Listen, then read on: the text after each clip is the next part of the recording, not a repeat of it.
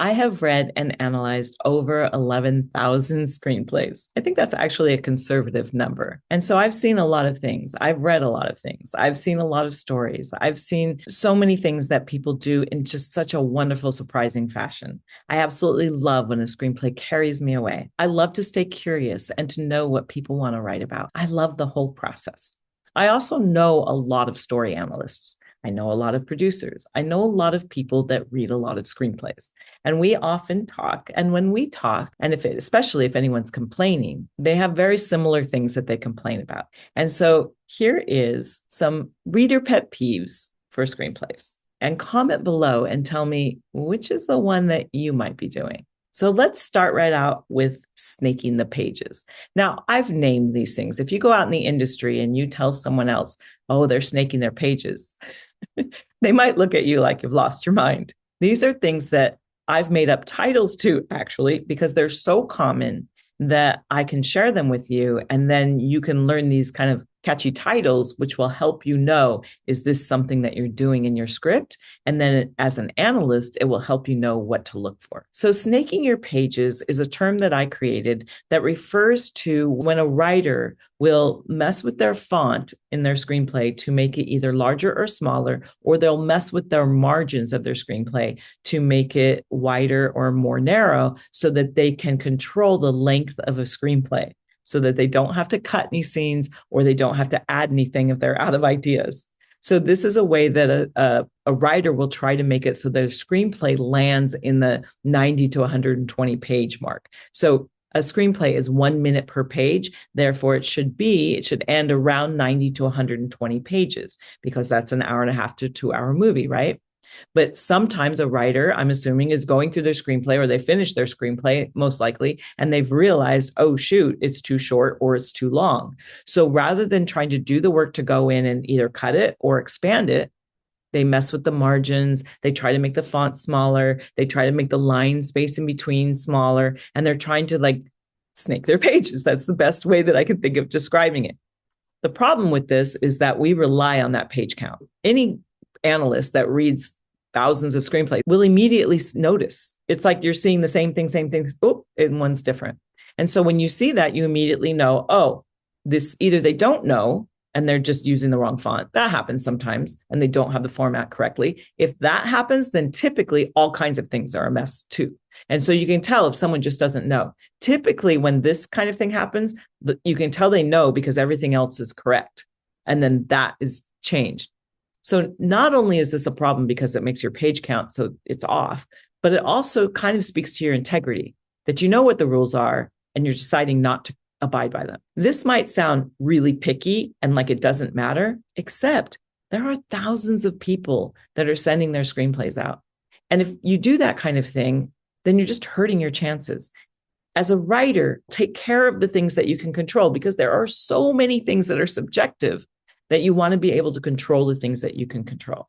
And so I would say that grammar, not knowing that there's, two and two, putting the wrong there and there, doing aisle when you mean like a desert island as opposed to aisle where you're walking down an aisle, making sure that you're using the right word, spell checking, grammar checking, all of that. And the grammar doesn't have to be perfect in a screenplay. There's a lot of room there. If you're using a certain sentence structure, once we get to know your style, many people use one word or staccato or incomplete sentences. That's perfectly fine and very common.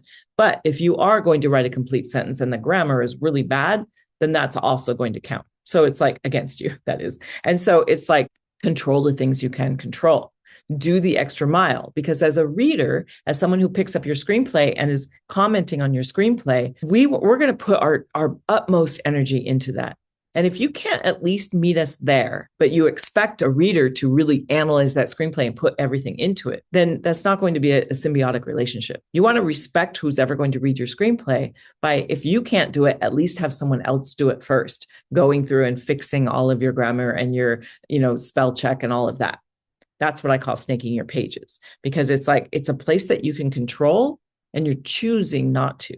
And so that really can hurt you just on a general level. Anyone that reads your screenplay, keep in mind that they're thinking they're going to spend years with you, most likely. It takes a while to get a screenplay off the ground. And so your character is just as important as your screenplay. So now we're going to get into some more things that are a little more subjective. But I've named them a few things so that you can start to think about, am I doing this? And let me know in the comments if you are. And just as a side note, I'm Carolyn J. Carpenter. If you haven't met me, I am a story analyst. I'm also a writer. I have a film that I co-wrote that was picked up by Lionsgate. It's running on Amazon right now. I have read a lot of screenplays, as I mentioned, and I'm also a life coach. And so I love doing these videos to help writers and help analysts get better scripts to the screen. If you want to subscribe to our channel, you'll get more of these videos. And if you want to join our membership, you can see links below so you can find out more information about that. You can always go to hollywoodgatekeepers.com/action to find out all the things that we're doing. So let's dive into the next one, which is Squirrel Central. And this is where you have a story moving along, and then suddenly you're like, oh, you know what I think? I think it would be really cool if, and you're going to like go a different direction. This is super common, and it's really common in subplots where you have a protagonist that's moving along, but the subplot is all over the place. That's really common. So it's just like, anything where you're working on something and then suddenly you get distracted. A lot of screenplays will do that, and they'll go off the story. The next one is a close cousin, and that is called genre jumping.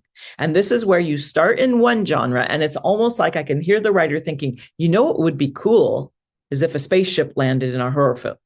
So it's like I'll have a horror film, and then suddenly halfway through a spaceship lands. We've just jumped genres into sci-fi. Now, there are things like genre mashups where you can do cowboys and aliens, right? That is a genre mashup. That's intentional. You can have Pride and Prejudice and zombies. That is a great example of a genre mashup. It's when it's unintentional and the story just veers off and suddenly goes into a new genre. That's something to consider. Another one is screenplay stew.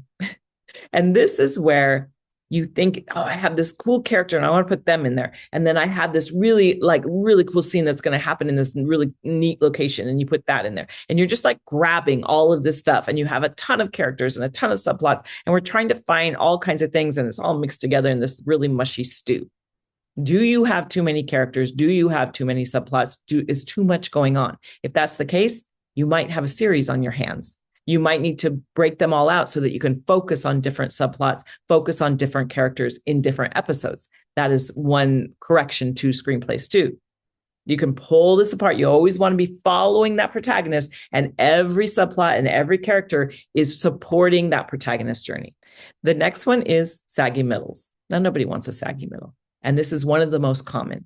And getting to the midpoint, we talk about this all the time in our programs. When we get to the midpoint, often for the protagonist, things become more difficult, right? There's usually a decision to be made. Some people call it the fork in the road. There's like a big moment that happens. The same can be true when you're writing your screenplay. You get to the middle and it becomes more complicated. And so a lot of people just sort of meander their way through that to get to the end. And you can really see that in a story.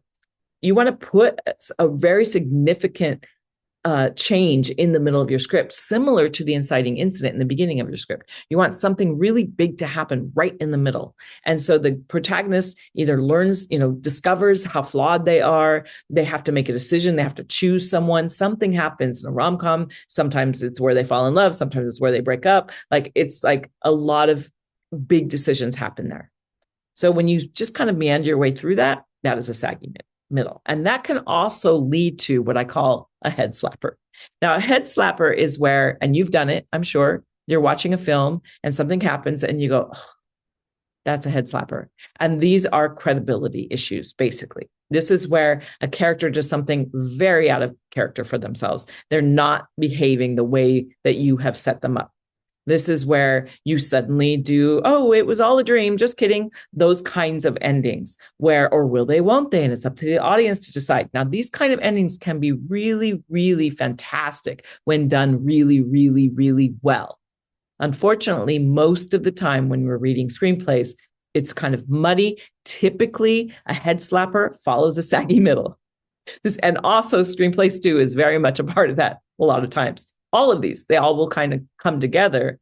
And head slapper definitely will happen if you're genre jumping, because it's like, what's going on here? Ugh, it's that moment where it's just not making sense anymore. And so these are the things is you want to make sure that you have that consistent through line. We're following your protagonist. And so everything feels credible and authentic. And then also the small finish. And this is where we build and we build and we build and it just kind of peters out. Often we see a really strong, this is very common, to see a very strong first act. And then you can see a kind of a saggy middle, and then it just completely falls apart by the end.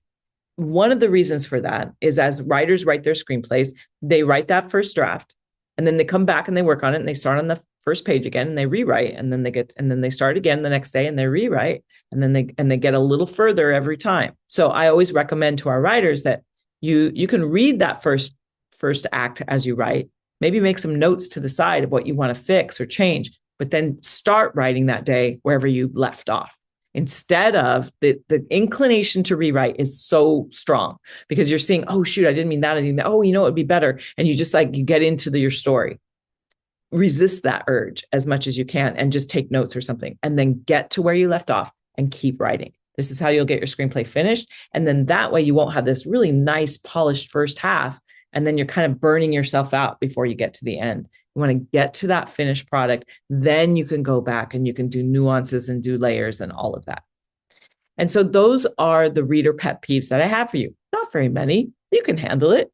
And then I have two kind of bonus once you get to a place where you are working with people and you're working with producers and they're helping you develop your screenplay. And one is being too precious. They say, you don't want to kill your darlings. These are my babies. My screenplay is my baby. It's not a baby. Your screenplay is not your baby. We can rip a screenplay apart. We can tear it up.